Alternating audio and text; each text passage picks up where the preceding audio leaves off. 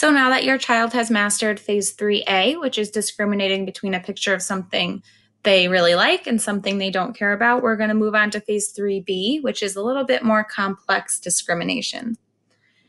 So this phase continues to teach a child to exchange a specific picture, but this time we're teaching them to do it eventually from all available picture symbols. So the goal at the end of phase 3B is that your student will be able to go into their communication book and select the picture of the item he or she wants and exchange it with you to request it. To set this up, again, we're going to keep sitting within arm's reach of your child with the communication book in front of them. You're going to put 2 picture symbols on the cover of the book, one of an item or activity that he wants, and then a second one of another item he likes. It might be helpful at the beginning to start with something he really, really, really likes and something that he just likes, but it's not his favorite. But eventually we're going to have a bunch of things they really like on the cover. So we put both items on a tray this time. It can be a plate, it could be a lid of a storage container. It can really just be anything that you can keep both of those items on and have control over. So you're going to put both of them on a tray and silently entice them, just like you did in phase 1. When your child hands you a picture, you don't label it this time. Like you have in all the other phases, you're just going to say, take it, and move the tray closer to them. Then you're going to watch and see what they do. If they reach for the item that matches the picture that they gave you, you let them take it and you label it. If they reach for the other item, you stop him from getting it, or you stop them from getting it by pulling the tray away and following the error correction procedure we're going to talk about on the next slide. It's very similar to the one in phase 3B. You are going to put the picture symbol back on the cover to get ready for another trial. And again, just like phase 3A, if your child got it right, if they handed you the same picture as the item they reached for, you're going to change where the picture is located.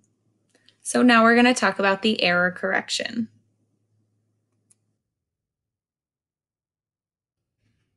Just like phase 3A, we're going to show you the video, and then we can go over which step it's showing after we play it through once.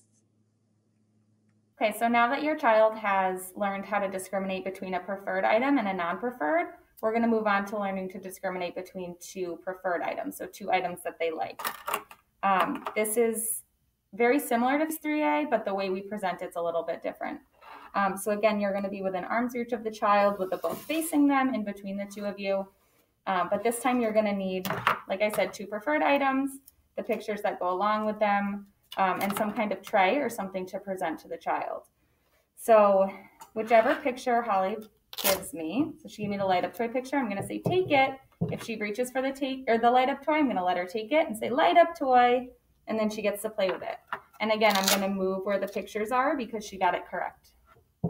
This time, if she gives me a picture and reaches for, so she gave me the slinky picture, if she reaches for the light up toy, I'm not going to let her take it.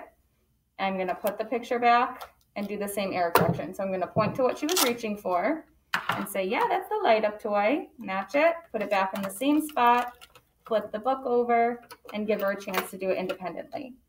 So this time, if she does it correctly, she gave me the light up toy picture. I say, take it. And she reached for the light up toy. She gets to take it, and I say, light up toy. If she made 2 errors, we're going to do the same thing we did in phase 3A. So when we're flipping the book over after the second error, we're going to take the picture off that she didn't want and leave just the 1 picture. So I'm just going to show you what it would look like, the error correction procedure would look like without talking through it. So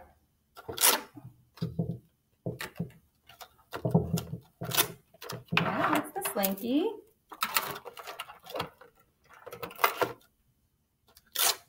Take it. Slinky. So overall, that's what it would look like. It looks like a lot at first, but once you learn it, you'll get really used to doing it, and it'll become easier. Okay, so now I'm gonna let this play muted and then tell you which step that we're on.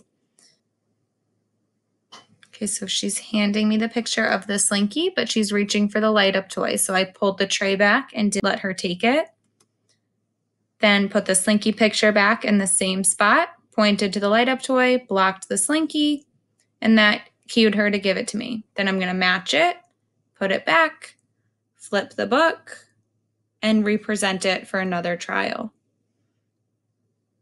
She's now giving me the light up toy picture. I say, take it. She reaches for the light up toy, so she gets to take it. So that's what that error correction looks like. It's very similar to phase 3A's error correction, but now it's on a tray and we're saying take it instead of labeling it.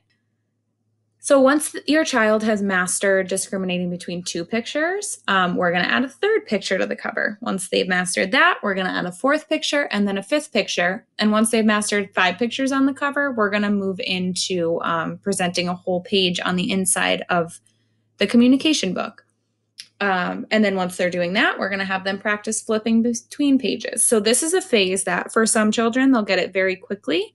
And it won't take long, but for the majority of children, this whole phase 3 as a whole, so phase 3A and 3B, can take a while. That doesn't mean you're doing anything wrong. It just means they really need that extra practice to learn it. So that is our video on phase 3B. If you have any questions, as always, feel free to reach out and ask.